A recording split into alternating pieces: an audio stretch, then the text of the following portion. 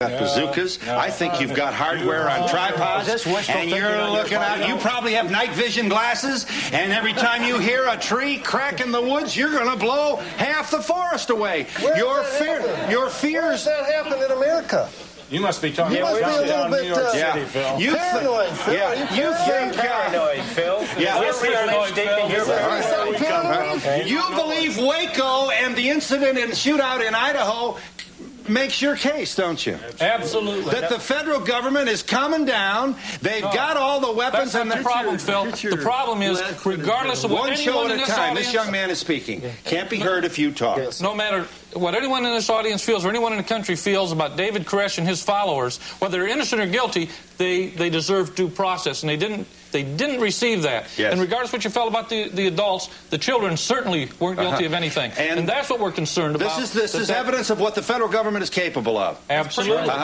They did it. Yeah, and you are concerned about house-to-house sweeps for armament, aren't you? Totally, You think the feds are capable of that, aren't you? Excuse me? You think the feds are capable? No, wait a minute. We don't think that their feds are capable of it. As I said 2 minutes ago, martial law in San Juan, Puerto Rico, folks, with full military force dragging men, women, and children from their apartments. It is true. With no warrants whatsoever. It is true. And when a young woman asked what's going on at 4 in the morning, she said, "Where are your warrants?" They smashed her door down with a sledgehammer and said to her, "This is our warning, damn it. This is our warrant. Bring your stuff out," and they went completely and dragged them out in the street. What happened to the tenant? What happened to the tenant that a man's home is his castle and a woman's as well? Folks, and incident, I'll give you a chance. Hang on just a second. I promise we'll get the charts on in just a second.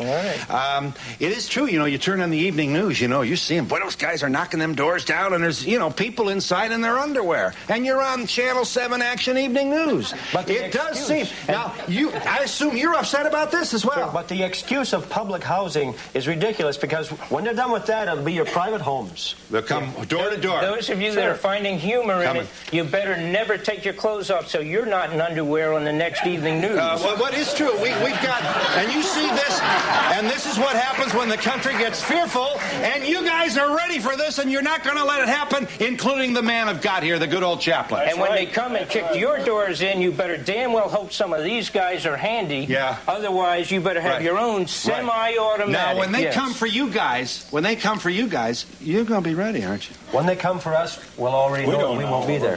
When they come for us, they better have. You're going to pray. I bet you're going to pray. I bet you know how to use a gun, though. Yeah, I do. Well, if the government comes for my gun, I'm simply going to let them have it. Funny joke. You're serious? You pull the trigger on a federal agent coming up to your place? Third Amendment says I can. I will. A man's home is his castle. If I have to die proving that, so be it. And how many folks, are there more, just a minute, are there more and more people interested in the militia now? Let me tell you, let me give you a general give me some numbers. All right, let me give you a general gist of it. A year and a half ago, there was not a heck of a lot. And some of us were out there trying to let people know what was going on. Right now, across the United States, we calculate active members meeting probably in the neighborhood of 10 million. How's that, Greg? No. Okay, fine. No. Hang on a minute. Sure. Just hang on a second. Boy, I tell you and your charts here. Bob Fletcher and John Trockman. It's all right. Are from Montana. I'll give you a chance. Yes, they do feel that the Bill of Rights is being eroded, that protections of privacy are being undermined in the name of the law. They love their local sheriff. Let me just wait a minute. I got to make a break here. We got to do some business. All right, you're going to let me talk about my sheriff? I'm not lying, am I? All you right. love the local sheriff. Absolutely. It's the federal guys you don't like. Is that right? Let me tell you about my sheriff. Well, go ahead. Yeah, tell them about your sheriff. On your knees. Go get him. Go get him. The sheriff in my county has told me that if he comes to my house, he will show me a warrant. His officers will identify themselves, and I will be more than happy to allow them to come into my house. They treat me as a human being with respect. What will the feds do? But when we have a government that is on the verge of being completely out of control, they allow tyrants to come in with hooded masks on, unidentified, bust down your door. It's happened all over America. In other we're words, going to all say that's okay. Our neighbor wasn't any good anyway. in other words, the local or the federal agent, you're saying, often wears a mask. And they don't even let your sheriff know that they're doing it. When he shoots your kid's sister, nobody's going to know who it is because he's got a mask. And this is the one world government coming down on you. First they take your taxes. Then they take your privacy. Then they take all the power away from the local sheriff and the local police department. Phil, if we were on stage without ID cards or without names and masks, would that be a concern of yours? Yeah. You see, why isn't it a concern with the federal government? Well, they don't want to. These are undercover narcs. They don't want to be caught. They, you know, they just. They're if they expose. Why is the sheriff not afraid? Half of the undercover narcs are the ones that brought the dope in 90 days earlier and using it now as an excuse. This guy. What's wrong with this picture? When you were a kid. Your mother told you go to the friendly policeman if you got lost. Can you imagine sending your kid to this yahoo over here? Yeah, how much time we got? Okay. How much time we got, you figure, before the yahoos come? No, what do you mean before? In Waco. I'll give you a chance to answer that. All right. I ask you. Texas. That big. All right. I ask you a 3-ounce question. I get a 10-pound answer here. How much time have we got?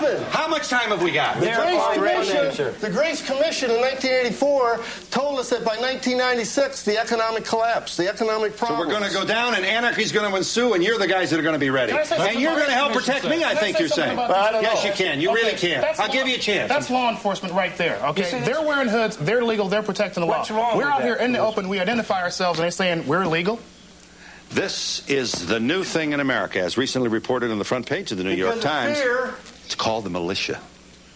No, they say they're not racist. It's not just about guns and possession of guns, but the Second Amendment is involved here, definitely. They're proud of their Second Amendment. It's about provisions. It's about protecting your neighbor. They're neighbors. They feel like they're together. They're going to help. And by God, no constable's going to come from some faraway place and break their door down. They'll shoot them first. No, I didn't say that. He did. Wait a minute. He did. Talk about faraway I'll give you a chance to talk all you want when we come back in just a moment.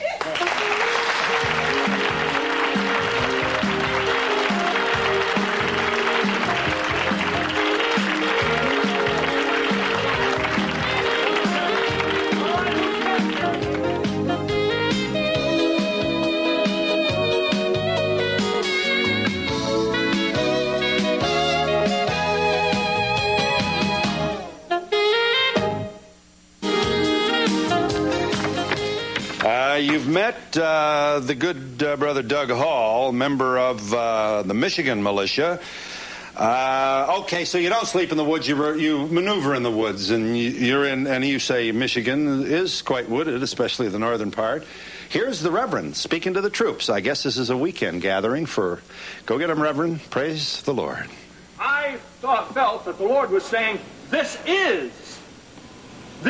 group, because, you know, the way it's growing across the nation is phenomenal. I go to a staff meeting, can't believe what I hear is going on. But I felt like the Lord is saying, this is the army of the Lord in the United States for this moment. Yeah, that's the army of the Lord, is it? That's the army of the Lord. Yeah. Well, that's the one I want. That's the army I want to be in.